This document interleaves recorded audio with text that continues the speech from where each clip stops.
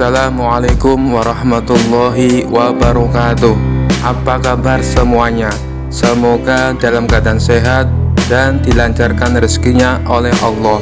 Amin ya robbal alamin. Dikisahkan di suatu sore yang tenang, Abu Nawas sedang duduk santai di depan rumahnya, menikmati secangkir teh hangat. Tiba-tiba datang seorang tetangga sambil tertawa-tawa. "Abu Nawas, kau ini santai sekali.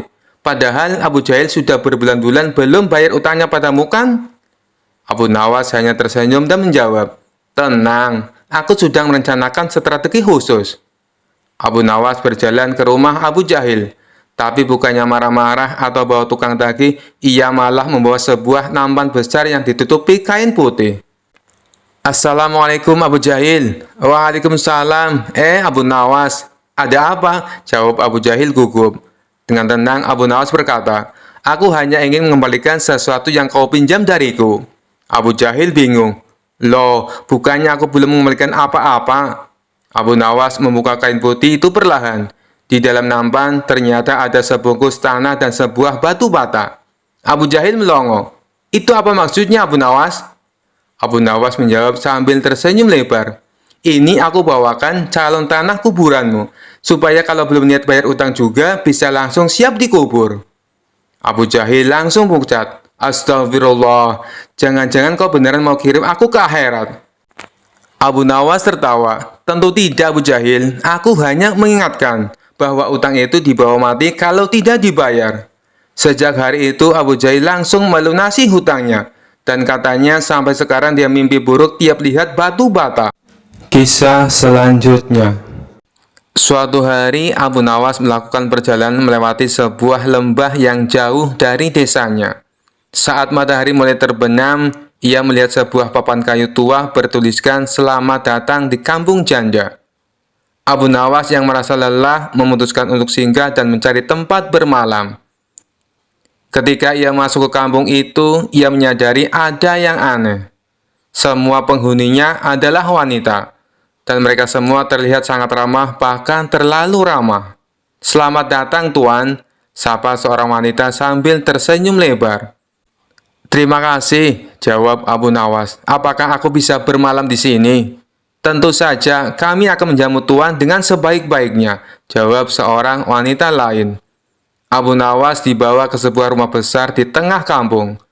Para wanita di kampung itu memberinya makanan, minuman, dan perhatian yang luar biasa. Salah satu dari mereka berkata, "Tuan, kampung ini hanya dihuni oleh para janda. Kami jarang sekali kedatangan tamu pria. Jadi, kami akan memastikan Tuan merasa seperti raja di sini." Abu Nawas mulai merasa was-was. Keramahan mereka ini terlalu berlebihan.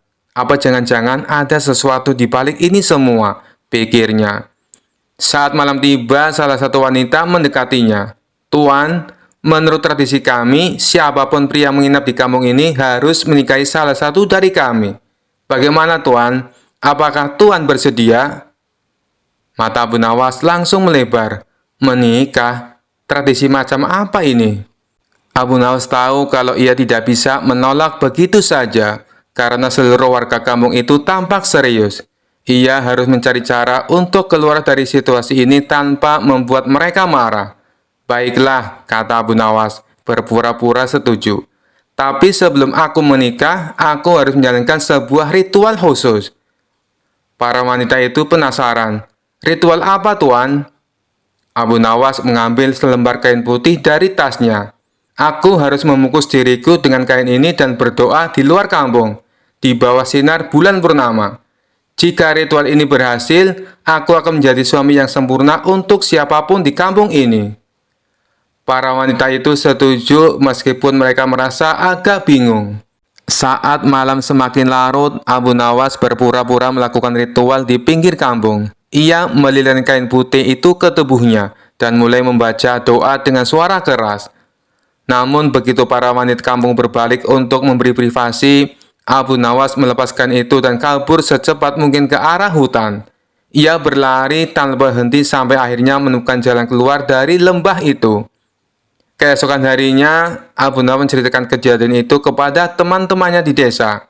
"Bagaimana kau bisa lolos dari kampung itu?" tanya seorang temannya. Seperti biasa, jawab Abu Nawas sambil tersenyum. Sedikit akal sehat dan banyak keberuntungan. Sejak itu, Abu Nawas berjanji tidak akan singgah di tempat asing tanpa mencari tahu lebih dulu tentang tradisi mereka. Kisah selanjutnya. Dikisahkan suatu hari Abu Nawas sedang berjalan di tepi sungai sambil menikmati angin sepoi-sepoi. Tiba-tiba terdengar suara keras dari dalam air, dan muncullah seekor ikan raksasa yang sangat besar, bahkan lebih besar dari perahu nelayan. Ikan itu menatap Abu Nawas dengan mata tajam, seakan ingin memulai percakapan. "Hai manusia, kau adalah Abu Nawas yang terkenal cerdik itu bukan?" tanya ikan raksasa dengan suara yang menggelegar. Abu Nawas kaget, tapi ia cepat-cepat menguasai diri. "Benar, aku Abu Nawas, tapi aku belum pernah berdebat dengan seekor ikan sebesarmu. Apa kau ingin mengajakku berdebat?" Ikan raksasa itu tertawa, menyebabkan riak-riak besar di permukaan air.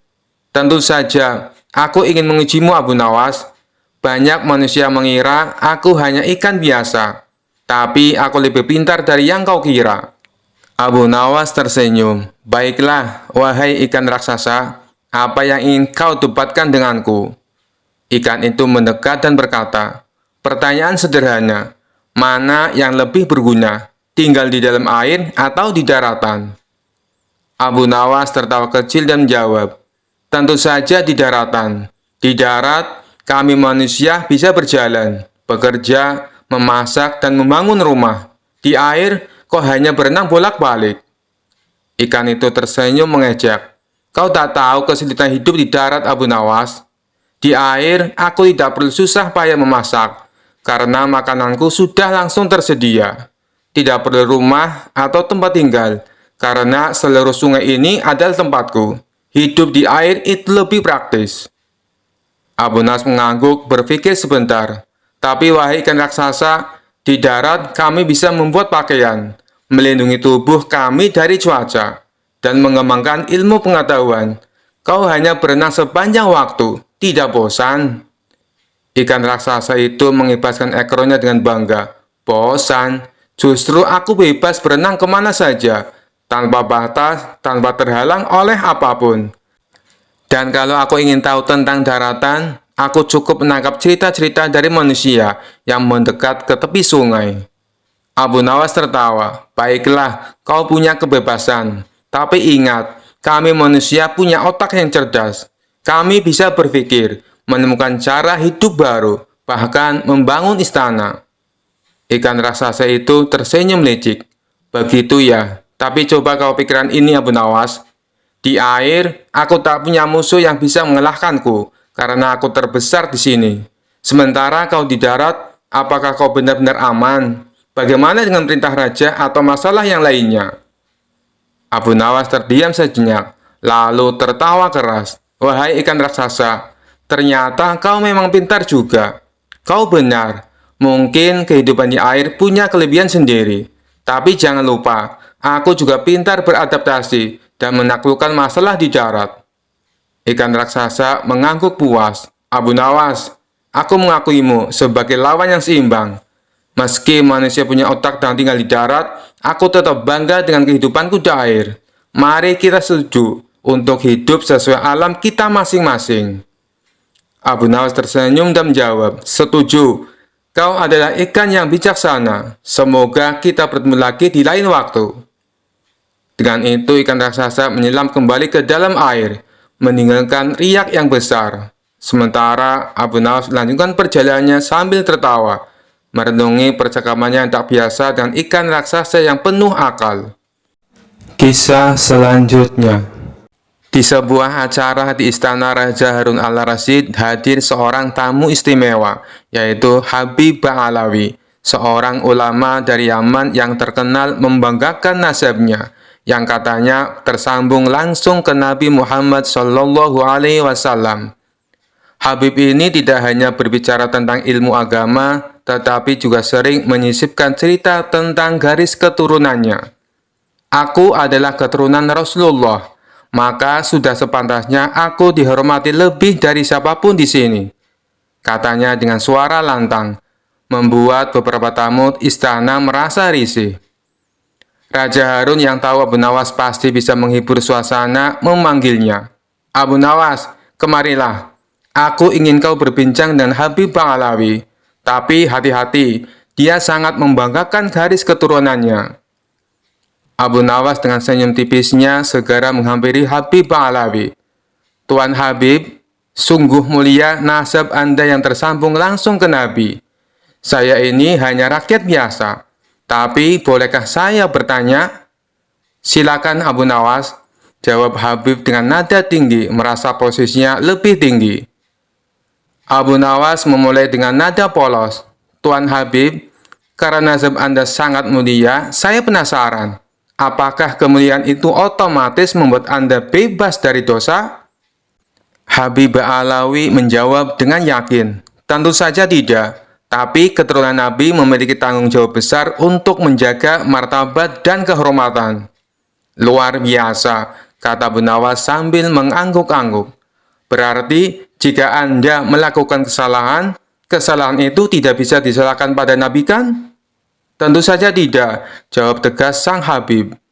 Kalau begitu Tuan Habib, lanjut Abu Nawas dengan senyum lecek. Mengapa Anda terus-menerus membanggakan nasab Anda? Bukankah yang penting itu amal perbuatan, bukan asal keturunan? Para tamu istana langsung menahan tawa. Sang Habib mulai gugup, tetapi mencoba mempertahankan wibawanya. Habib Ba'alawi menjawab dengan nada tinggi. Nasabku adalah kehormatan yang harus dijaga. Kau Abu Nawas, tidak tahu betapa sulitnya menjadi keturunan Nabi. Abu Nawas tersenyum santai.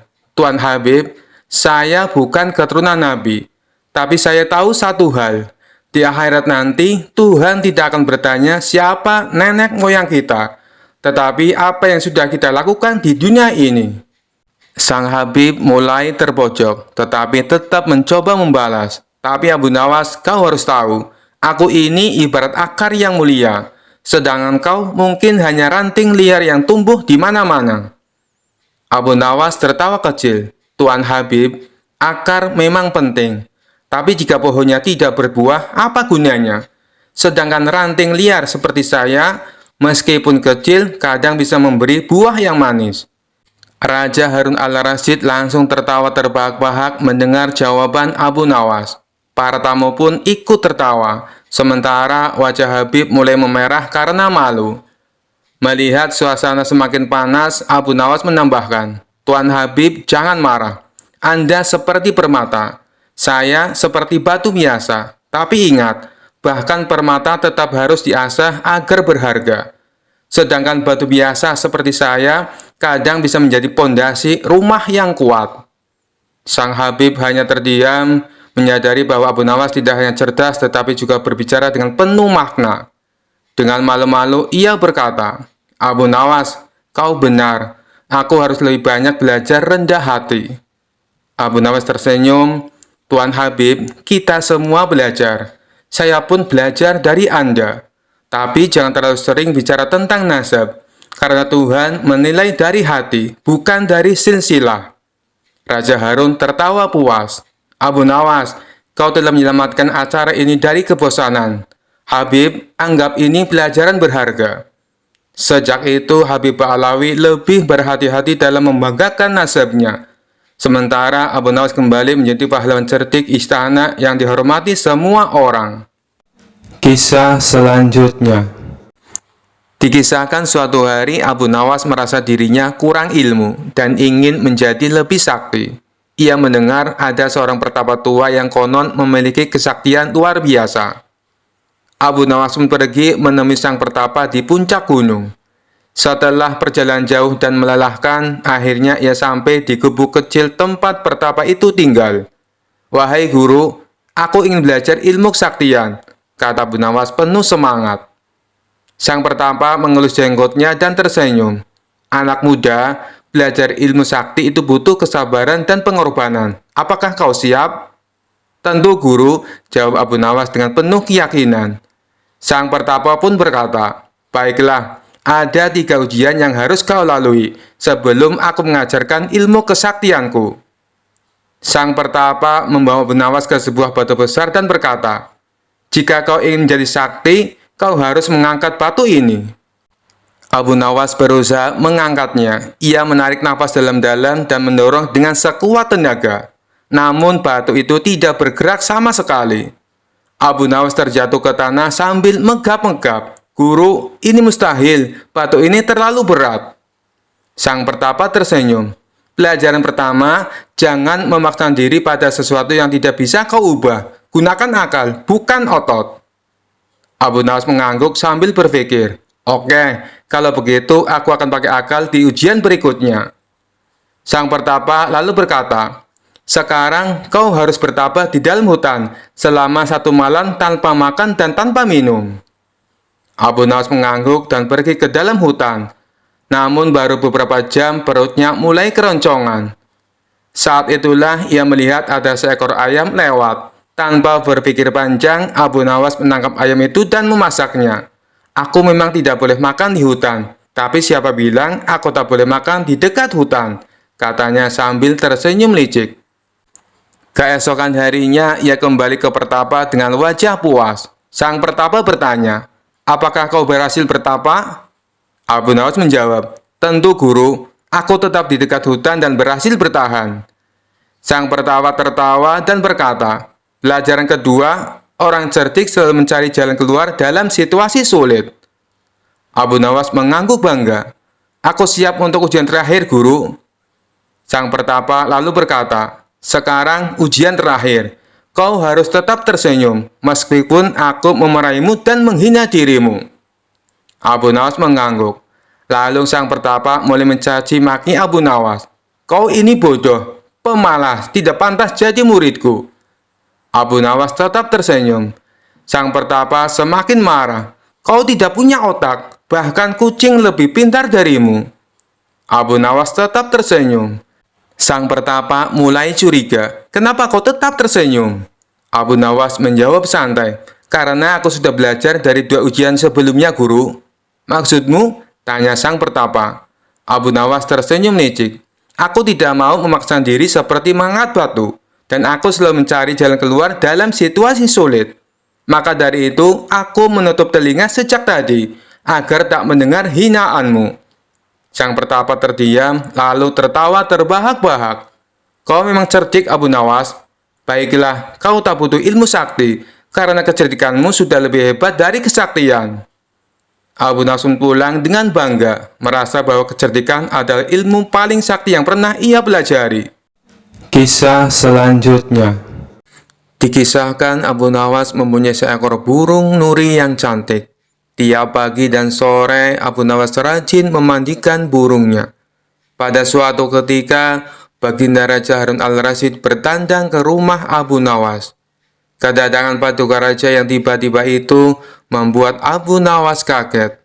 Pasalnya di rumah Abu Nawas tidak tersedia makanan untuk menjamu sang raja. "Tidak usah repot-repot, Abu Nawas. Saya hanya mampir sebentar. Bagaimana kabarmu? Lama sekali kamu tidak ke istana," ucap sang raja. "Alhamdulillah, keadaan saya baik-baik saja, Paduka," balas Abu Nawas. Paduka Raja mengamati sekeliling rumah Abu Nawas. Saat matanya tertuju ke pojokan rumah, Paduka Raja melihat seekor burung nuri di dalam sangkar. "Kamu sekarang memelihara burung, wahai Abu Nawas?" tanya sang raja. "Betul sekali, Paduka yang mulia," jawab Abu Nawas. Sang raja kembali berkata, "Burung kamu bagus, bulunya juga indah. Saya suka sekali melihatnya. Kalau kamu berniat menjualnya, jangan dia tawarkan kepada orang lain. Tawarkan saja kepadaku. Berapapun harganya, pasti aku akan membayarnya." Abu Nawas tidak menjawab, ia hanya menganggukkan kepalanya. Tapi dalam hati Abu Nawas berkata, "Mana mungkin aku menjual burung yang tidak berharga ini kepada Baginda Raja." Keesokan paginya, Abu Nawas datang ke istana. Dia datang dengan membawa burung nuri yang diinginkan Baginda Raja. Abu Nawas tidak ingin menjualnya. Dia ingin memberikan cuma-cuma kepada Baginda Raja. Tapi di pintu gerbang istana, dua orang pengawal menahannya.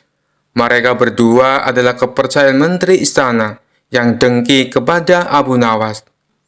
"Ada keperluan apa kamu datang kemari?" tanya pengawal. Abu Nawas menjawab, "Tempo hari Paduka Raja datang ke rumah saya dan menyukai burung saya. Oleh sebab itu, saya ingin memberikan burung ini kepada Paduka Raja." Salah seorang pengawal berkata, "Tinggalkan saja burung jelek itu di sini. Biar aku yang menyerahkan kepada Paduka Raja." Abu Nawas pun menurut. Dalam situasi seperti ini, ia tidak mungkin melawan. Tapi suatu saat mereka pasti akan mendapatkan balasannya. Kedua pengawal itu lalu menukar burung Abu Nawas dengan burung gereja. Setelah itu diserahkan kepada Paduka Raja. "Paduka yang mulia, ini ada titipan burung dari Abu Nawas," ucap pengawal. "Kurang ajar Abu Nawas," kata sang raja dengan nada penuh emosi. Sang raja merasa terhina dengan perbuatan Abu Nawas. Burung nuri yang diharapkannya, tapi burung gereja yang dikirimkan. Sang menteri yang dengki dengan Abu Nawas tersenyum puas melihat kinerja anak buahnya. "Kali ini engkau pasti akan kena hukuman, wahai Abu Nawas," ujarnya dalam hati. Tanpa menunggu waktu, saat itu juga Baginda Raja mendatangi Abu Nawas. "Hei Abu Nawas, kalau kau keberatan menjual burung nuri kepadaku, aku tidak apa-apa. Tapi jangan kau kirim burung gereja ke istana. Itu suatu penghinaan buatku," kejam Baginda Raja dengan mata memerah menahan amarah. Abu Nawas kaget mendengar perkataan Paduka Raja. Padahal yang ia kirimkan adalah burung nuri sesuai dengan keinginan Baginda Raja. Tapi Abu Nawas tidak mempunyai saksi untuk membuktikannya. Sedangkan kedua pengawal yang menghadangnya di istana adalah orang kepercayaan menteri yang dengki kepada dirinya. Tapi Abu Nawas tidak kehilangan akal. "Begini Paduka yang mulia," tutur Abu Nawas mencoba meredakan amarah Baginda. "Di istana Paduka telah kemasukan dua orang penyihir." Baginda Raja bertanya heran, "Penyihir? Yang mana wahai Abu Nawas? Siapa mereka?" Abu Nawas pun menjawab, "Dua orang penjaga pintu istana, itulah penyihirnya. Mereka telah menyihir burung nuri menjadi burung gereja. Kalau Paduka tidak percaya, tunggulah besok di istana. Paduka akan menyaksikan sendiri betapa hebatnya sihir mereka." "Saya masih punya burung satu lagi untuk Paduka," sang raja bertanya. "Burung apa itu?" "Burung pipit Paduka yang mulia," balas Abu Nawas.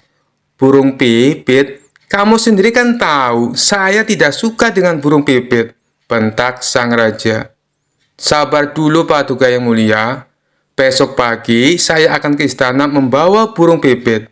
Nanti bisa disihir menjadi burung nuri oleh kedua pengawal yang menjaga pintu istana." Pagi-pagi sekali Abu Nawas sudah tiba di istana. Dia membawa burung pipit. Di depan gerbang, lagi-lagi Abu Nawas dicegat oleh kedua pengawal. "Ada perlu apa lagi kau ke sini?" hardik si pengawal. "Sudah kubilang, Paduka Raja sedang tidak menerima tamu." Abu Nawas pun menjawab, "Maaf, kemarin aku keliru. Aku sebenarnya ingin memberikan burung pipit ini kepada Paduka, tapi aku keliru mengambilnya. Paduka pasti marah-marah mendapat kiriman burung nuri tersebut. Semua orang tahu Baginda Raja sangat benci dengan burung nuri. Baginda pernah tersesat di hutan gara-gara burung nuri sialan itu. Maafkan aku telah membuat Baginda Raja marah." "Taruh saja di situ, biar nanti aku yang menyerahkan kepada Paduka," perintah pengawal istana. Terpengaruh bujukan Abu Nawas, kedua kaki tangan sang menteri itu pun menukar burung pipit dengan burung nuri. Setelah itu mereka menyerahkannya kepada Baginda Raja. Keduanya bersukaria karena sebentar lagi Abu Nawas pasti akan mendapatkan hukuman yang berat dari sang raja. "Paduka yang mulia, ini ada kiriman burung nuri dari Abu Nawas," ucap salah satu pengawal. Sang raja terperangah kaget. Ternyata benar apa yang dikatakan Abu Nawas. Kedua pengawal ini bisa menyihir alias menggelapkan barang yang bukan haknya. Ini burung nurinya. Lalu kemana burung pipitnya? Sindir Baginda Raja, yang langsung membuat wajah kedua pengawal itu pucat pasi. Belum sempat kedua pengawal itu menjawab, sang raja langsung menghukum kedua orang tersebut dan dipecat dari pengawal istana. Kisah selanjutnya. Cerita Abu Nawas kali ini berawal dari adanya pencuri di kota Baghdad. Si pencuri itu sebenarnya sering tertangkap oleh warga, namun tidak pernah jera dengan perbuatannya. Suatu hari ia mencuri di rumah salah seorang saudagar kaya raya. Ketika sedang menjarah barang-barang berharga, dia kepergok oleh si pemilik rumah. Saudagar kaya tersebut langsung berteriak minta tolong. "Ada pencuri, ada pencuri!" teriak saudagar kaya tersebut. Mendengar teriakan, para warga langsung berlari menuju rumah saudagar kaya itu. Mereka lalu mengepung si pencuri agar tidak bisa untuk melarikan diri. Tapi anehnya si pencuri tampak terlihat tenang. Dia sama sekali tidak ada niat untuk kabur. Justru ia menghampiri warga yang mengepungnya. Tentu saja warga langsung membekuknya. Bahkan ada beberapa orang yang hendak memukulinya. Dan ada juga yang ingin melemparinya dengan batu. Di saat itulah datang menteri istana untuk mengamankan si pencuri. "Kalian tidak boleh main hakim sendiri. Jangan sampai ada yang memukuli si pencuri. Apalagi melempari dia dengan batu," teriak Tuan Menteri kepada para warga. "Tapi dia sudah sering kali mencuri, Tuan Menteri. Kami sangat geram dengan ulahnya. Biarkan kami memukulinya supaya jera," sahut salah seorang warga. "Kita lempari batu saja ke kepalanya, biar tidak meresahkan warga," timpal warga yang lain. Melihat emosi warga yang mulai tak terbendung, Tuan Menteri lalu berkata, "Kalau ada yang berani menyakiti si pencuri ini, aku tidak segan-segan menghukum kalian. Kalian boleh memukul atau melempar batu ke pencuri ini, tapi ada syaratnya." "Apa itu syaratnya? Kami sudah tidak sabar ingin menghukumnya," para warga penasaran. "Syaratnya adalah siapa yang tidak pernah memiliki kesalahan, boleh memukul atau melempari batu ke pencuri ini," jelas Tuan Menteri menjelaskan dengan persyaratan tersebut. Para warga hanya terdiam, sebab mana mungkin ada manusia yang tidak pernah punya salah. Bahkan anak kecil pun pernah melakukan kesalahan. Akhirnya para warga membubarkan diri. Sementara si pencuri dibawa oleh Tuan Menteri dengan dalih akan diproses di pengadilan. Tapi kenyataannya, di tengah jalan si pencuri malah dibebaskan dan disuruh untuk pulang. Usut punya usut, ternyata si pencuri adalah sahabat karib Tuan Menteri. Beberapa hari kemudian, si pencuri kembali beraksi, dan setiap kali tertangkap warga, Tuan Menteri selalu datang untuk menolong. Begitulah seterusnya, hingga suatu ketika si pencuri menyatroni rumah Abu Nawas. Kebetulan saat itu Abu Nawas baru saja mendapat hadiah emas dari Baginda Raja.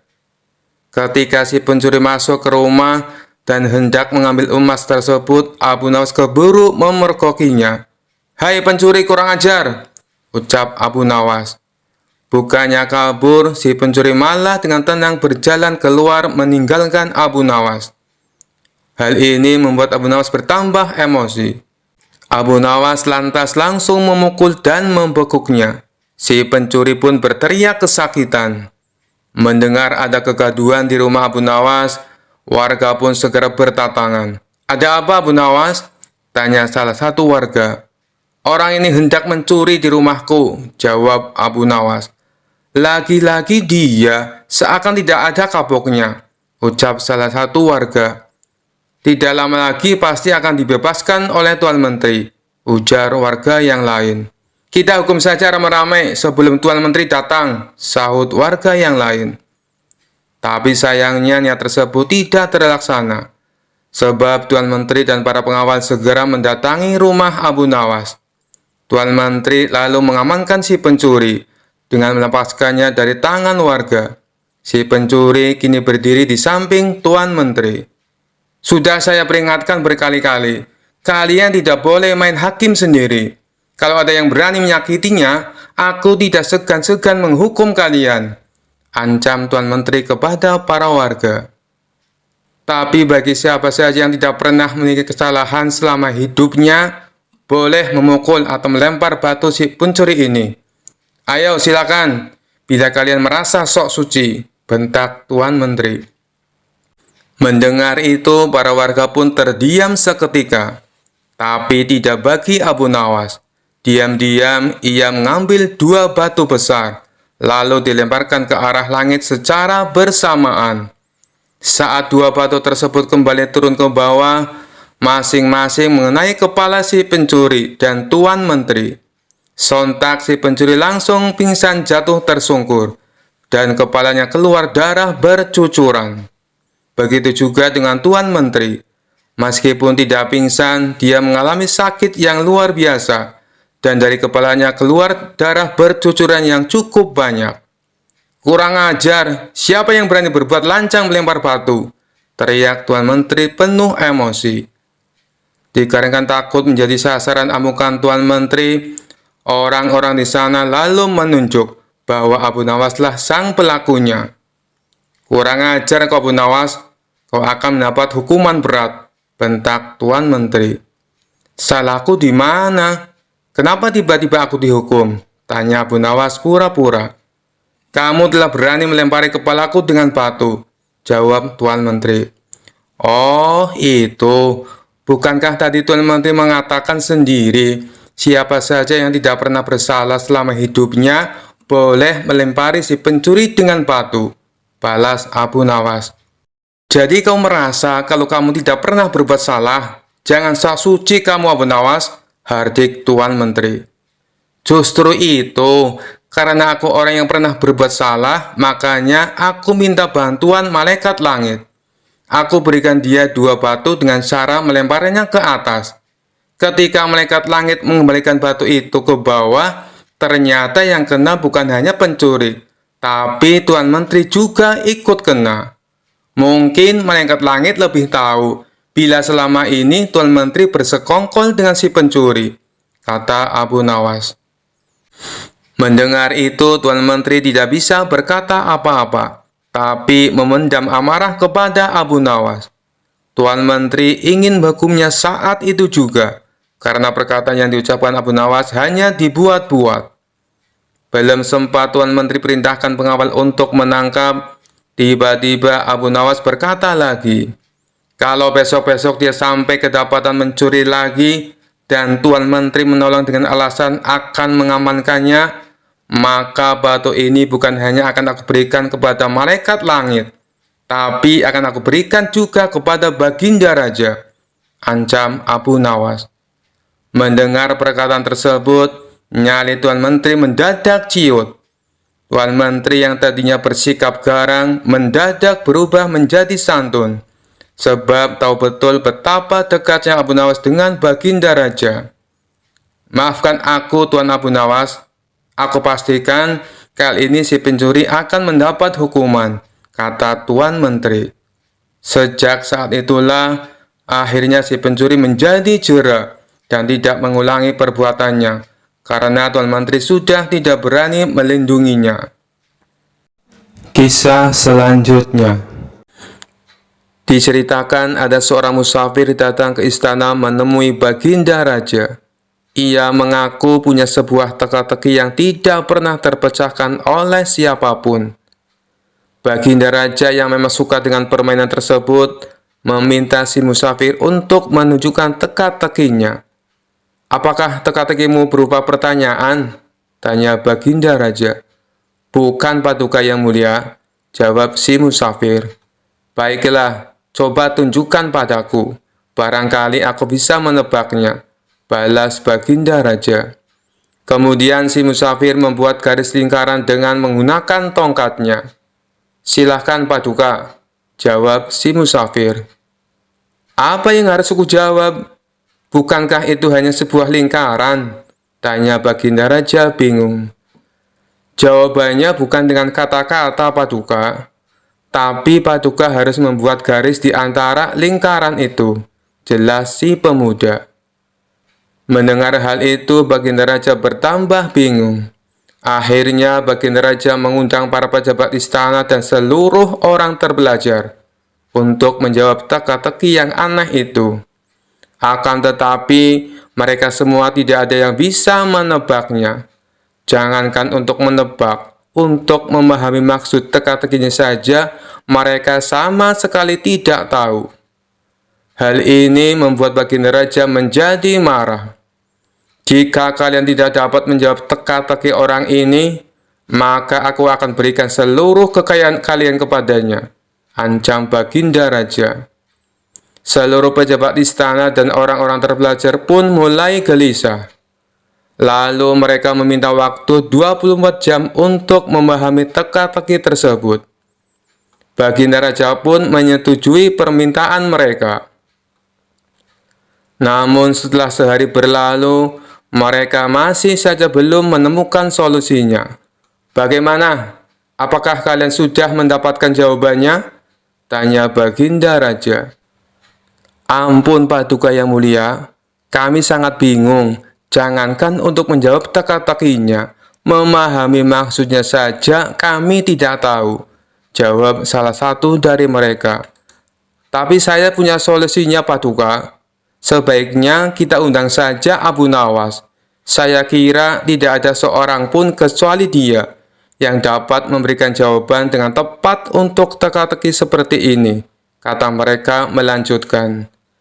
Baiklah, sekarang kalian cari Abu Nawas dan bawa dia ke sini, perintah Baginda Raja. Maka mereka pun pergi ke rumah Abu Nawas untuk meminta pertolongan. Di depan Abu Nawas, para pejabat istana ini mengadukan permasalahan yang dihadapinya. Tolonglah kami Abu Nawas, kalau sampai teka-teki ini tidak terjawab, seluruh harta kekayaan kami akan diberikan kepada orang musafir itu, pinta mereka. Kalau aku bisa menjawabnya, apa yang akan aku dapatkan? Tanya Abu Nawas. Kami akan memberikanmu keledai yang bagus. Nanti kami akan mengajakmu ke pasar hewan. Kamu boleh pilih keledai mana yang kamu sukai, jawab mereka. Mengetahui hadiah yang akan didapatkan, Abu Nawas seketika menjadi semangat. Ayo, kita ke istana sekarang, ajak Abu Nawas. Mereka pun lalu berangkat bersama-sama. Sesampainya di sana, Abu Nawas langsung menghampiri si musafir. Tunjukkan padaku teka-tekimu, aku siap menjawabnya, pinta Abu Nawas. Orang musafir itu segera membuat garis lingkaran dengan tongkatnya, kemudian menatap Abu Nawas. Tanpa ragu-ragu, Abu Nawas menarik sebuah garis di tengah-tengah lingkaran dan membelahnya menjadi dua.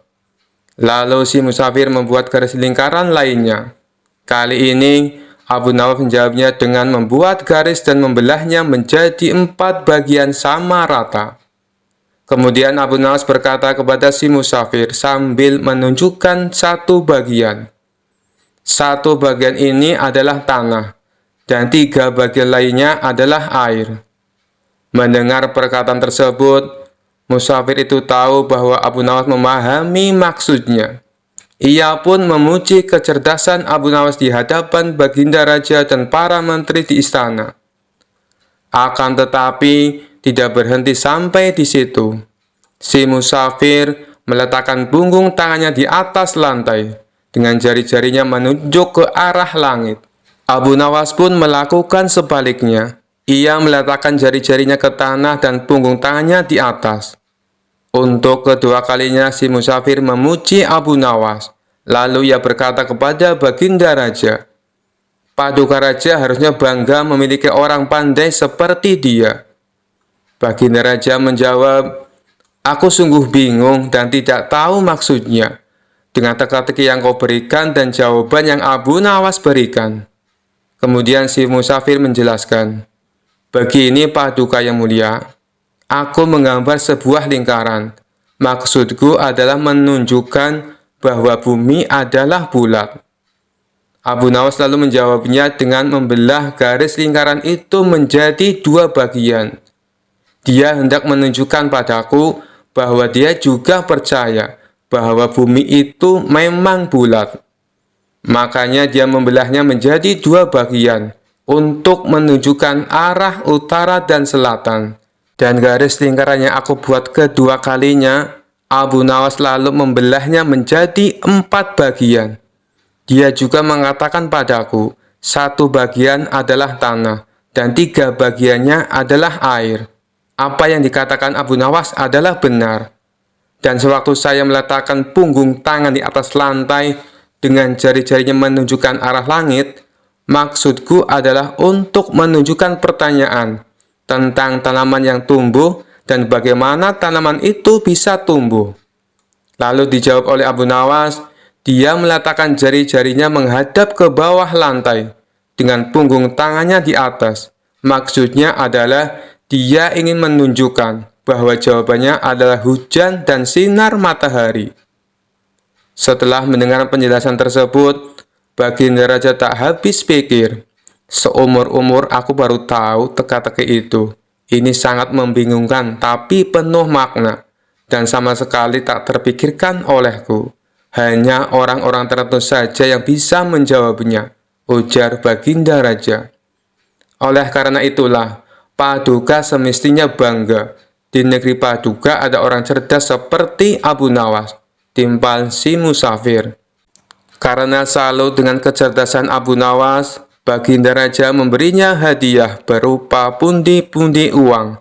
Sementara para pejabat istana yang terselamatkan oleh Abu Nawas mengucapkan terima kasih dan memberikannya seekor keledai. Kisah selanjutnya. Dikisahkan suatu hari ada seorang filsuf dari negeri seberang yang datang ke kerajaan. Ia terkenal sebagai orang yang suka berdebat tentang hukum-hukum agama dan mencoba mencari celah dalam setiap aturan. Di hadapan raja dan para menteri, filsuf itu berkata, "Aku tidak mengerti mengapa alkohol diharamkan dalam Islam, padahal sedikit alkohol tidak akan membahayakan siapapun." Raja yang mendengar itu langsung teringat pada orang yang paling cocok menghadapi filsuf ini, Abu Nawas.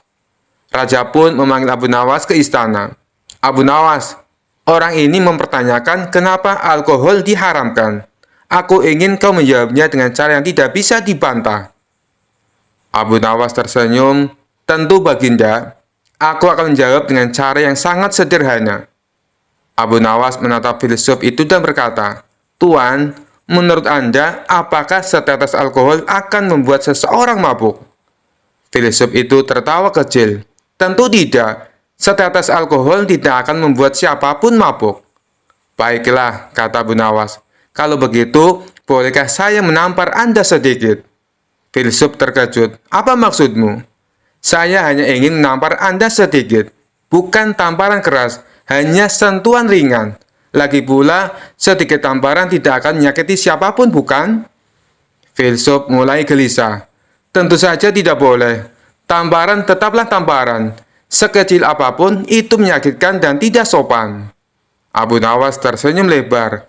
"Nah, begitulah dengan alkohol. Sedikit atau banyak tetap memiliki efek buruk. Jika kau mengizinkan sedikit, lama-lama kau akan terbiasa dan akhirnya mengambil lebih banyak hingga mabuk." Raja dan para menteri tertawa mendengar jawaban Abu Nawas.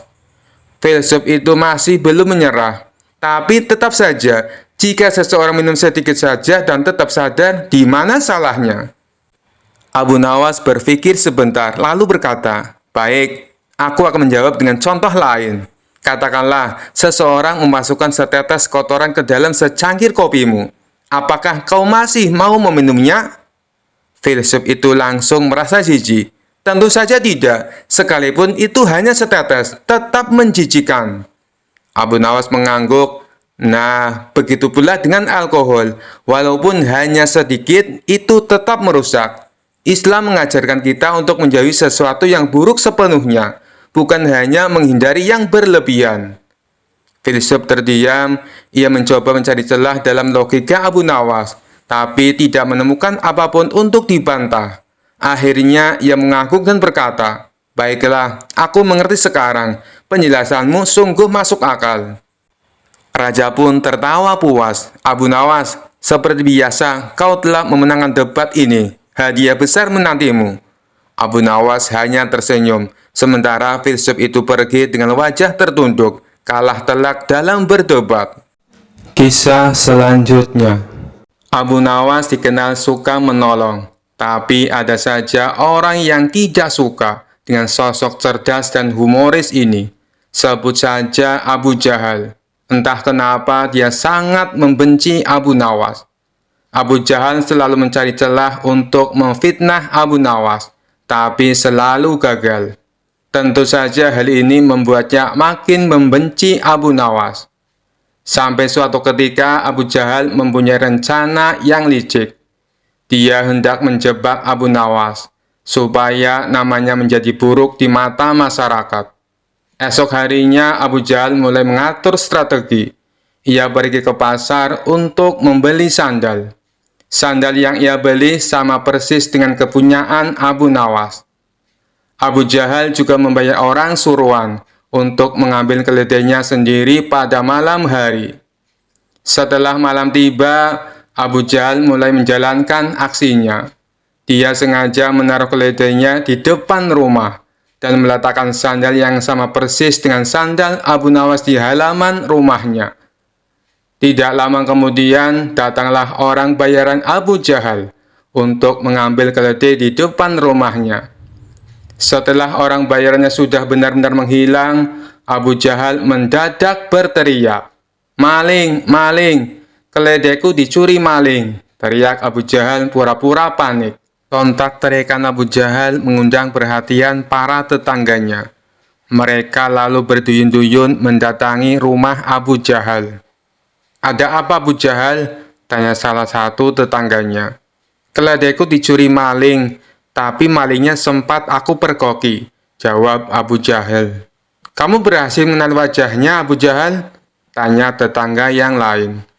"Enggak sih, karena waktu aku memergoki, malingnya langsung panik dan lari terbirit-birit sampai meninggalkan sandalnya," kata Abu Jahal sambil menunjukkan sandal di halamannya.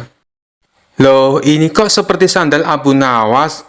Tapi masa iya sih Abu Nawas mencuri keledaimu?" ujar tetangganya tidak percaya. "Ya, namanya orang lagi hilaf, apapun pasti dilakukannya. Apalagi sekarang Abu Nawas sudah lama tidak diberi hadiah baginda raja. Pastinya dia tidak punya uang lagi untuk beli makanan," ucap Abu Jahal memprovokasi. Akibat hasutan Abu Jahal ini, para warga mulai tersulut emosinya. Abu Nawas yang sedang asik tidur di rumahnya langsung dipaksa dan diarak warga menuju istana. "Ada apa ini? Apa yang kalian lakukan?" tanya Abu Nawas bingung. "Sudah, kamu diam saja. Kamu harus mempertanggungjawabkan perbuatanmu," tegas Abu Jahal. Dalam hati Abu Jahal berkata, "Kali ini aku berhasil menjebakmu Abu Nawas." Ia pun tersenyum jahat kepada Abu Nawas. Setibanya di istana, baginda raja kaget. Ada rombongan warga datang. Terlebih lagi di situ ada Abu Nawas dengan kondisi tangan terikat. "Ada apa ini? Kenapa malam-malam datang kemari?" tanya baginda raja. "Ampun Paduka yang mulia, hamba mau melaporkan keledai hamba dicuri Abu Nawas," jawab Abu Jahal. Abu Nawas yang mendengar pengaduan Abu Jahal hanya terdiam. Ia menunggu saat yang tepat untuk membongkar kedok Abu Jahal. "Memangnya kamu punya buktinya Abu Jahal? Apakah keledaimu ada di rumah Abu Nawas?" tanya baginda raja. "Keledainya memang tidak ada di rumah Abu Nawas. Bisa saja dia menaruhnya di tempat lain Paduka yang mulia. Tapi saya punya bukti yang lain," ucapnya. "Coba tunjukkan bukti yang kamu punya Abu Jahal," perintah baginda raja. Ia lalu menunjukkan sandal yang mirip dengan milik Abu Nawas.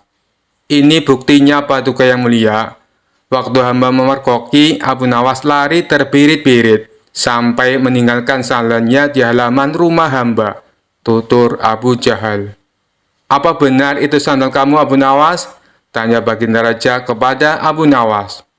Bukan Baginda Raja, tapi sandal itu memang mirip dengan sandal hamba, jawab Abu Nawas.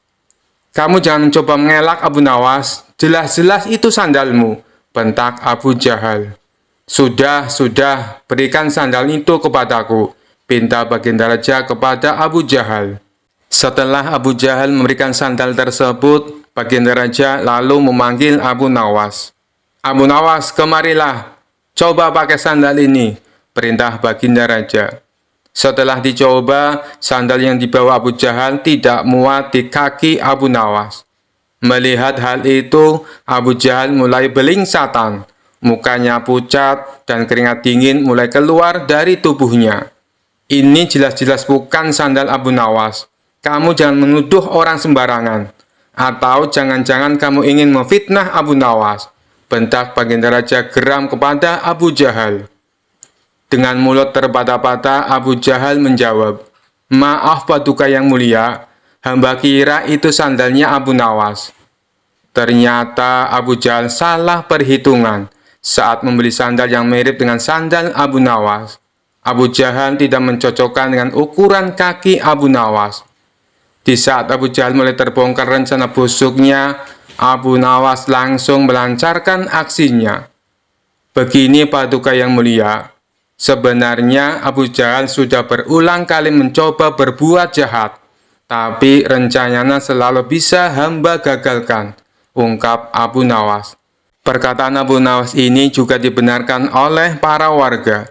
Benar Baginda, benar apa yang dikatakan Abu Nawas. Kami sungguh sangat menyesal dan kecewa, karena kali ini kami termakan hasutan Abu Jahal. Kami minta maaf Abu Nawas, ucap para warga. Abu Nawas pun memaafkannya, karena pada dasarnya mereka hanya termakan hasutan Abu Jahal. Sementara Abu Jahal langsung dimasukkan ke penjara atas perbuatan yang dilakukan. Kisah selanjutnya. Dikisahkan Abu Nawas pada suatu hari pergi ke luar kota. Ia hendak menemui sahabatnya di negeri seberang. Kedatangan Abu Nawas pun disambut hangat sang sahabat. Wahai sahabatku, bagaimana kabarmu? Tanya Abu Nawas. Alhamdulillah, aku sehat walafiat. Mari silakan masuk Abu Nawas, sambut kawannya. Setelah lama berbincang-bincang, kemudian sahabatnya ini mengajak Abu Nawas untuk jalan-jalan. Ayolah kita jalan-jalan. Aku juga ingin mencari udara segar, kata Abu Nawas. Mereka berdua lantas jalan-jalan menyusuri kota tersebut. Di kota ini sekarang ramai Abu Nawas, tidak seperti dulu waktu kamu ke sini, ujar sang sahabat. Kamu benar, banyak sekali perubahan. Suasana di kotamu sekarang menjadi ramai sekali, ucap Abu Nawas. Akhirnya sampailah mereka di sebuah pasar burung. Di sana Abu Nawas melihat ada seekor burung dijual dengan harga yang cukup mahal. Dalam hati ia berkata, beruntung sekali penjualnya. Burung sekecil itu bisa laku dengan harga mahal. Guna memastikannya, Abu Nawas lalu mendatangi si pembeli. Hei kawan, berapa harganya? Tanya dia. Saya membelinya 100 dinar. Jawab orang tersebut.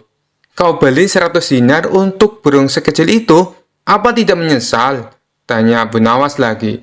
Ya tidaklah, menurutku harga segitu sudah layak, balas orang tersebut. Aneh sekali. Apa mungkin di kota ini hewan-hewan harganya mahal? Pikir Abu Nawas. Setelah selesai jalan-jalan, Abu Nawas pamit pulang kepada sahabatnya. Sesampainya di rumah, dia terus memikirkan kejadian yang dilihat di pasar burung. Aku tidak habis pikir, kenapa burung sekecil itu bisa laku dengan harga yang mahal. Oh iya, bukankah aku punya seekor ayam? Kalau aku jual di sana, pasti harganya akan mahal. Karena ayamku tubuhnya lebih besar dan lebih banyak dagingnya, pikir Abu Nawas. Keesokan harinya, Abu Nawas kembali berangkat menuju kota sahabatnya dengan membawa seekor ayam. Kali ini ia tidak mampir ke rumah sang sahabat, melainkan langsung menuju pasar hewan. Setibanya di sana, Abu Nawas menawarkan ayamnya kepada orang-orang dengan harga 200 dinar. "Berapa harganya, Tuan?" tanya salah satu pembeli. "Murah, kawan, hanya 200 dinar," jelas Abu Nawas. Si pembeli tentu saja kaget mendengarnya. Ia pun langsung meninggalkan Abu Nawas tanpa menawarnya. Sampai waktu menjelang siang, ayam Abu Nawas tidak kunjung laku. Tidak ada satupun yang berminat membeli ayam tersebut. Rata-rata mereka menawarnya hanya dengan harga 5 dinar. Hal ini membuat Abu Nawas kecewa, lalu meluapkan kekesalannya kepada orang-orang di pasar. "Apa-apaan ini? Kemarin aku melihat ada seekor burung bisa laku 100 dinar. Tetapi ayam milikku yang begini indah dan ukuran jauh lebih besar ditawar hanya 5 dinar, teriak Abu Nawas. Sontak orang-orang pun terkejut dengan teriakan Abu Nawas. "Ada apa, Tuan? Jangan teriak-teriak seperti itu, nanti orang-orang ketakutan," ujar salah satu warga. Kebetulan sahabat Abu Nawas melintas di tempat itu. Ia pun segera menghampirinya. "Tenanglah Abu Nawas, ada apa ini?" tanya sahabatnya. "Kemarin waktu kita jalan-jalan ke pasar ini, aku melihat ada seekor burung kecil laku dengan harga 100 dinar. Tapi kenapa ayamku yang indah dan besar ini malah hanya ditawar 5 dinar? Ini kan aneh," ucap Abu Nawas. "Oh, burung yang kemarin itu, kamu salah paham Abu Nawas. Itu bukan burung biasa. Burung itu adalah burung beo. Keistimewaan burung beo bisa bicara seperti manusia. Jadi wajar kalau harganya mahal. Bukan karena tubuhnya yang kecil," terang sang sahabat. Sejenak Abu Nawas terdiam. Ia pun mulai menyadari atas kekeliruannya. Tapi untuk menutupi rasa malu, Abu Nawas pun berkata, "Kalau burung itu bisa bicara, ayamku ini malah bisa berpikir," katanya. "Berpikir? Maksudnya bisa berpikir seperti manusia?" tanya sahabatnya penasaran. "Benar sekali. Dia tahu mana ayam betina dan jantan. Buktinya, dia tidak mau mengawini ayam jantan," ucap Abu Nawas. Mendengar hal itu, orang-orang yang ada di pasar seketika tertawa terpingkal-pingkal. Kisah selanjutnya. Dikisahkan suatu pagi, Abu Nawas berjalan di pasar sambil memikirkan cara untuk mengisi perutnya yang keroncongan. Di tengah pasar, ia melihat seorang pedagang ayam yang sedang memamerkan dagangannya. Ayam-ayam itu gemuk dan menggiurkan. Pedagang ayam itu bernama Fadil, terkenal pelit dan tidak pernah memberikan potongan harga, bahkan kepada teman dekatnya. Melihat Fadil yang sedang sibuk melayani pembeli, ide nakal muncul di kepala Abu Nawas. Abu Nawas mendekati lapak Fadil sambil berkata dengan suara lantang, "Wah, ayam-ayammu besar sekali, Fadil. Berapa harga satu ekornya?" Fadil menatap Abu Nawas dari ujung kepala sampai ujung kaki. "Tergantung ukurannya, Abu Nawas. Yang besar ini 10 dinar, yang sedang 7 dinar, dan yang kecil 5 dinar. Abu Nawas mengangguk-angguk. "Kalau begitu, pilihkan aku ayam yang terbaik," katanya dengan semangat. Fadil langsung mengambil ayam paling besar dan menyerahkannya kepada Abu Nawas. "Ini ayam terbaikku, harganya 10 dinar." Abu Nawas memandang ayam itu dengan serius, lalu menggeleng. "Ayam ini terlalu berat, bisa-bisa aku kelelahan membawanya pulang." "Baiklah, bagaimana dengan yang sedang ini? Harganya 7 dinar, tawar Fadil sambil menyerahkan ayam yang lebih kecil. Abu Nawas kembali menggeleng. "Yang ini terlalu galak, aku takut ia mencakarku di jalan." Fadil mulai jengkel. "Kalau begitu yang kecil ini saja, harganya cuma 5 dinar. Abu Nawas menatap ayam kecil itu dengan cermat, lalu berkata, "Ayam ini terlalu kecil, aku takut tidak cukup untuk makan malamku." "Jadi ayam yang mana yang kau mau, Abu Nawas?" tanya Fadil dengan kesal. Abu Nawas tersenyum lebar. "Aku ingin ayam yang bisa bicara, ada tidak?" Fadil terkejut. "Ayam yang bisa bicara? Kau gila, tidak ada ayam seperti itu di dunia ini." "Aku pikir kau pedagang yang terbaik, ternyata kau tidak punya ayam seperti itu," kata Abu Nawas dengan nada mengejek. Fadil yang merasa dipermalukan langsung marah. "Kalau kau tidak mau beli, pergi dari sini Abu Nawas, jangan ganggu daganganku." Abu Nawas pun pergi, tapi ia kembali beberapa saat kemudian. dengan seekor ayam yang ia pinjam dari temannya. Ia mengikat ayam itu di dekat lapak Fadil dan mulai berteriak, "Ayam, apakah Fadil ini pedagang yang jujur?" Abu Nawas menendang tanah di dekat ayam itu, membuat ayam berkokok keras. "Ayam ini bilang tidak," seru Abu Nawas dengan suara lantang, membuat orang-orang di pasar tertawa. Fadil merasa dipermalukan lagi dan mencoba mengejar Abu Nawas, tapi ia malah tersandung keranjang ayamnya sendiri. Orang-orang pasar semakin terbahak-bahak. Sementara Abu Nawas kabur sambil membawa ayamnya dan berkata, "Lain kali, jual ayammu dengan kejujuran, Fadil." Sejak itu, Fadil menjadi lebih ramah kepada pelanggan. Dan Abu Nawas berhasil mengajari pasar sebuah pelajaran dengan gaya khasnya penuh humor. Sekian dulu perjumpaan kita kali ini. Sampai bertemu lagi di kisah-kisah selanjutnya. Terima kasih yang sudah subscribe dan setia menonton channel ini. Wassalamualaikum warahmatullahi wabarakatuh.